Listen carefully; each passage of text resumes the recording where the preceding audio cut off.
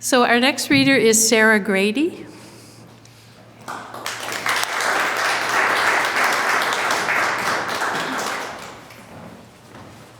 I appreciate the shout out to the North and South Rivers watershed because that's where I work. This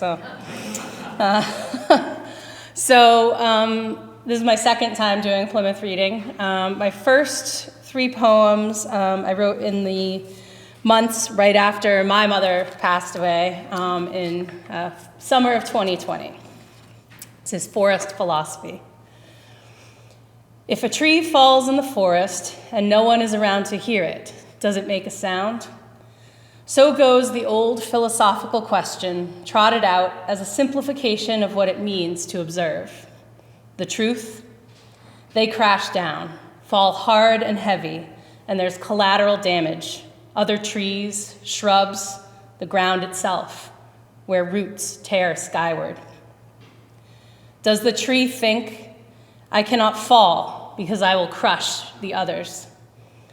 My sister always said, big tree fall hard, and it's true. But a tree can lean. It can rest its trunk and limbs against another, more stable, less uprooted.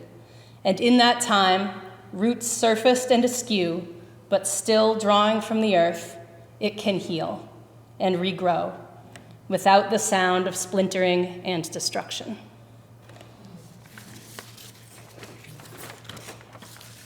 Red maple.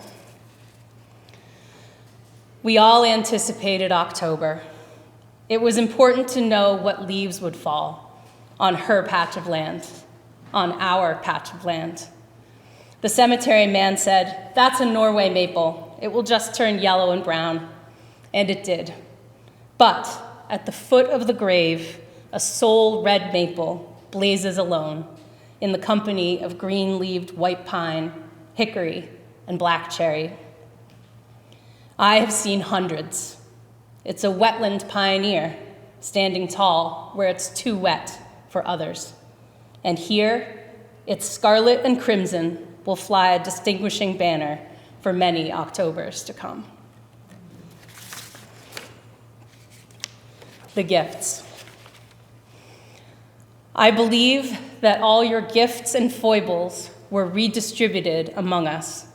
We all became more generous and spent too much money on presents tucked away for the future, just in case. We all became better listeners and took on the burden of others' lives. We worked harder to keep things in order and became terrible at taking time for ourselves.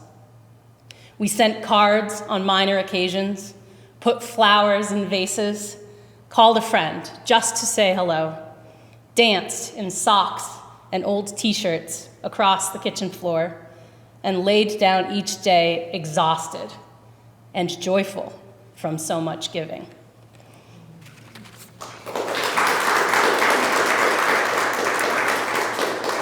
And now these two are, I guess, about possibility. Granite. You saw the single stone in the field and focused on it as a high point in a barren landscape. I lay and leaned upon just one towering outcropping of many, the boulders as abundant as I was. I called you out of the field and into the forest and down to the coast to marvel at this sculpture all around us.